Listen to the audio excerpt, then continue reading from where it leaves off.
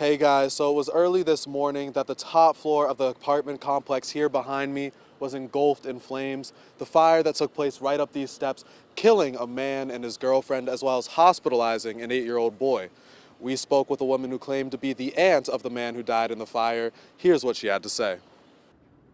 If you look behind me here, you can actually still see some of the fire damage caused by the stray firework.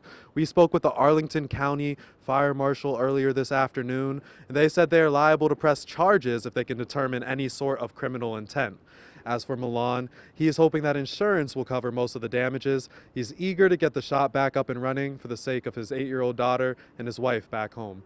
Brandon Smith, Fox 5, DC. Guys, today is the first day of the 2024 Summer Olympic Games in Paris, France, and with opening ceremonies getting underway earlier this afternoon, American enthusiasm should be at an all-time high. The problem? Nobody really seems to care.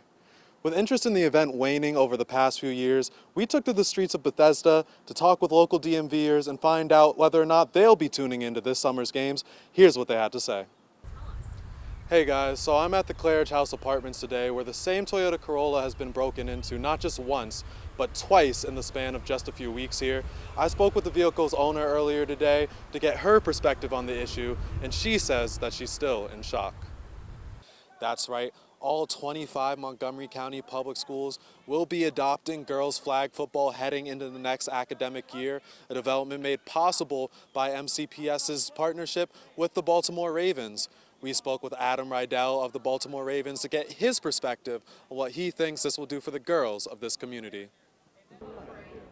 Yeah, Doug, so earlier this week we had a ton of people calling in talking about the tornado warning, a lot of concerned citizens, but today, sunny skies as far as you can see, lower 80s, and people are out enjoying it. I'm about to talk to my new friend Danielle here. Danielle, what do you think of the weather? Oh, I think it's wonderful and so happy to have the rain behind us. All right, awesome. And how's this little guy enjoying it here?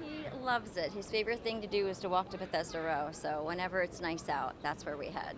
Okay, and what are your plans for the rest of the afternoon? Why are you out here? Well, I did a little shopping. I had to pick up my makeup shopping spree, and I'm heading back to the other side of Bethesda to go to the outdoor concert in the Streetery. All right, awesome. Sounds like a fun evening. Well, that's all from us, me and Danielle, but we hope that you guys enjoy the rest of your afternoon, just like everybody else out here.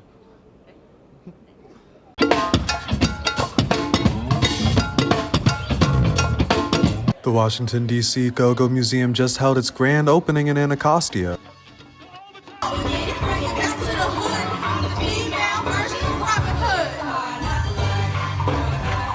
The opening featured free food, dancing, and live go-go bands performing to commemorate the historic occasion. The museum is the first of its kind, as it is the first go-go museum in the country. We have over 80 museums in Washington, D.C., but until today, we had one missing. And now we can say when people come to visit our city, when young people are talking about our history and culture, that we have a go-go museum. Go-go is a genre of music native to D.C. that was made the official music of the district back in 2020. Go-go music features heavy percussion and is deeply intertwined with D.C. history and culture. It's a music with roots in African music, gospel music, rock and blues, and innovation. And it's a sound that has evolved with each generation. I grew up in DC. Go-go is part of my culture, is part of my lifeblood. So seeing this come to life has been phenomenal as a DC resident and as a council member. The museum was co-founded by American University professor Natalie Hopkinson and local activist Ronald Moten, both of whom pushed for go-go to be made the official music of the city. Where else in the country is anything like this happening? When you find out, you come back and tell me, because I know it's not happening. Several public figures also came out to celebrate the museum's opening. Wiley Brown, the son of go-go music legend Chuck Brown, was touched to see the community-wide support for his father's legacy. Y'all keep this thing going. Keep this thing going that my father started, man. And I know he's smiling down on all of us right now because we all keeping this going. The museum is set to open up to the general public in February. For Backpack News, I'm Brandon Smith. This leg stationary, shoot into him like that. The American University Wrestling Club just began practice for its second year of competition earlier this week. The team is coming off a successful first season of competition, which saw them earn wins at the JMU Invitational as well as the Builder Invitational. Newly elected Vice President Mazen Hashem has high expectations for the team and himself going into this season. So far this semester, I've been staying like a lot longer after practice, getting some work in, trying to add like an extra day of practice so we get even better. The Eagles were able to bolster their coaching staff over the offseason, adding former Division I wrestler McCoy Pace to their staff. The new assistant coach spoke to what he thinks he'll be able to bring to the table. So I think I can bring, a level of detail to some of the moves that people haven't seen yet, different feels. I have some experience in freestyle and Greco, which helps in folk style, and I think I'm probably one of the best in the room at that. So I think I can bring some different feels that will help all the members of the club get better. The team was also able to add to its roster over the offseason, adding more than double the wrestlers than it had last year. Hashem says this will only continue to help the team grow its wrestling. We've been able to bring a new energy to the club, triple our numbers, find more people that are interested in the sport to help us grow as a group, as a community, as a team.